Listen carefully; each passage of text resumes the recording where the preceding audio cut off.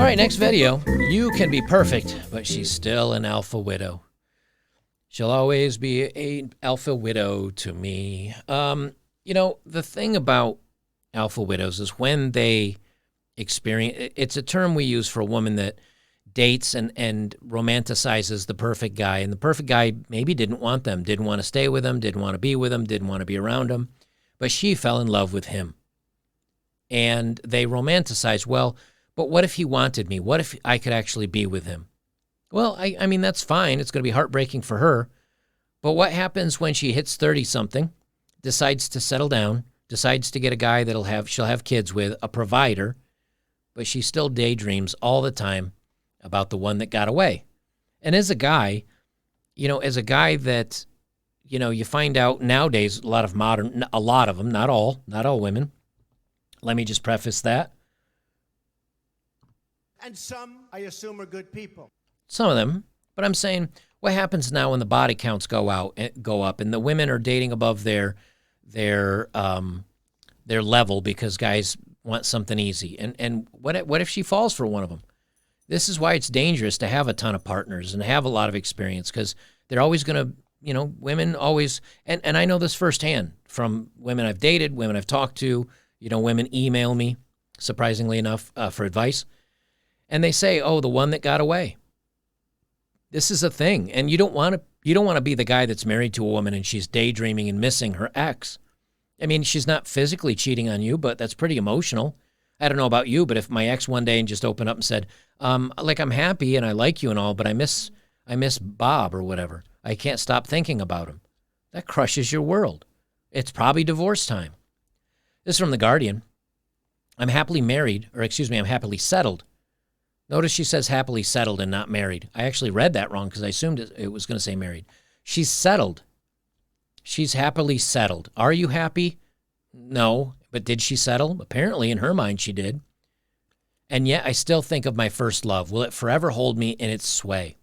This is an advice column for Eleanor Gordon Smith. She says, 10 years ago, I knew I was let me try that again. 10 years ago, I knew I was with the love of my life for a short but intense year, but chose to end it. So she ended it with him. Here's why, though. He cared for me, but for him, it was more casual, and there were clear reasons why it couldn't be long-term. I needed to be the one to end that first love, not to wait for it to be taken away. So here she's with a guy she really looks up to. She's head over heels in love with him. He's like, hey, you know, I'm not feeling it. Like, I'm here. We're good, but I'm not promising forever. I'm not going to marry you. You know, as long as you're with me, we're good. Or at least we're good for now. She fell in love with him. He was like, meh, take it or leave it. But for her, she broke up with him because she felt he would be taking the love away from her for some day. So she feels like, I ended this. It might have ended a week later from him. But what happens 10 years later, she's still thinking about this guy. He might have a pot belly. He might have a beautiful golden dome. Doesn't matter. She says, now I'm happily settled with a loving, stable husband with young children. Pause. Loving, okay, but she's settled, stable, and she has young children. He's a provider. And now she has kids with him. Maybe it's his. I don't know. And yet I think of that first love sometimes, and huge feelings still bubble up. Being with him transformed me, uncovered the best version of myself. I was more intelligent, more beautiful, more creative than I had ever been before. It matched the magic I saw in him. I overcame big obstacles in my life when we were together. Now I'm back to the me I recognize, heavy, cowardly, full of self-loathing.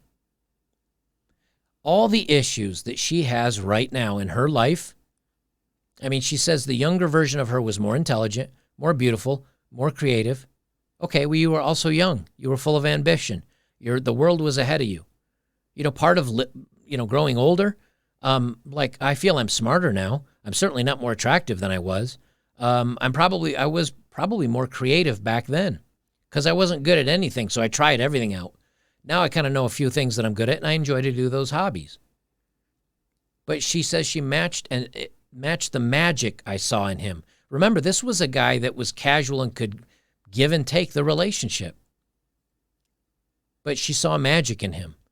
I overcame big obstacles in my life when we were together, probably because he was like, hey, you know what? I don't care. Like, you know, I want a girl that's this way or someone that does this for me. He challenged her, and she stepped up to it. What she says now is she's heavy, cowardly, and full of self-loathing. Did the husband make her heavy? Did the husband make her cowardly? Did the husband make her full of self-loathing? No. She allowed herself to get there. Why? Because she settled. She has no respect for him. She doesn't desire him. At no point in this does she say, she says, I think I love him. No, she doesn't even say that. She says, I'm happily settled with a loving, stable husband. Okay, that means he loves her. It means he's stable to her. But no point has she said, I love him. I just noticed that. I don't know how to tell if I threw away the one of the most important people or if this is just nostalgia gone wild. I cut contact with him when we split up because I can't bear the thought of hurting my husband. Okay, wait. I cut contact with him when we split because I can't bear the thought of hurting my husband. Okay, so I guess she was still in contact with him after they broke up, or maybe when they broke up, that's when she split it off. Because I can't bear the thought of hurting my husband. See, those two things don't make sense. Here's why I'm confused. She says I cut off contact with him when we split up. Period. Okay. Then you cut off contact. Then you date and you married your husband. Period. Those are two separate thoughts. She says I cut contact with him when we split up because I can't bear the thought of hurting my husband and don't trust myself to deal with this ambiguity. So did you break up with him when you split with him, or did you break up when you met your husband and you didn't want to hurt your husband? The two things can't happen at the same time. Do you see where my confusion lies? Even it sounds like here she's not telling the truth and being honest about it. She says, should I leave it be? Will it forever hold me in its sway? This is an alpha widow. And Eleanor goes on to pretty much say, what we would say, I think. And well, I'll read it, and you can kind of see what, because I breezed through this. I didn't read all of it. But she says, you described something pretty magical in its prior relationship, the love of your life, the best version of yourself you can remember being. But equally, as you note, it's very hard to tell when that feeling is a mirage. So often when we daydream of a past, whether it's a relationship or a place or just youth, it's not the thing we're longing for, but the feelings we had at the time. The sense that things were crackling and the future was wide open. I agree with her on this. It's called waxing poetic. You think about your past in a lot of good ways. She said, that's why I don't think the questions here are quite the ones you're asking. It's not about whether you threw away someone really important or whether to let this past relationship be. Instead, I think the question is, how can you find the feelings you long for in your present life? How can you rediscover that sense of creativity, passion, confidence inside the reality you now inhabit?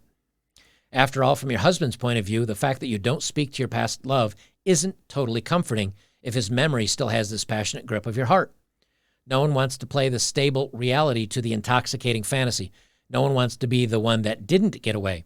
If you want to stay married, and it sounds like you do, I think it's important not to measure your life together by comparing it to something else.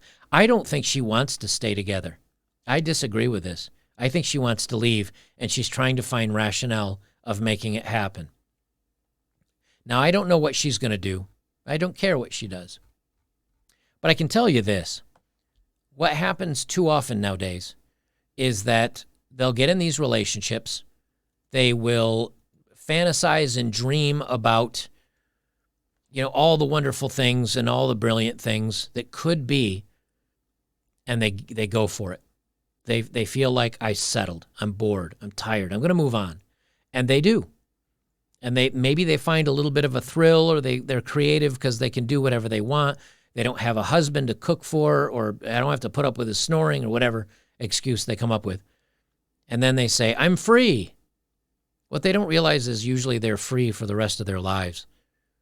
That the guys that are going to give you the butterflies and that are interested, either they're not going to be interested in her, or they're going to be interested in her for just the pump and dump, and then they move on. And then what'll happen is she will wax poetically. She will be like, it's struggle. I'm going to have to work till I'm retired. No guy wants me. I'm overweight. I wish I stayed with my husband who loved me and took care of me. And we were going to be together for the golden years and everything would be good. That's gone. And she will probably make that leap and find out too late.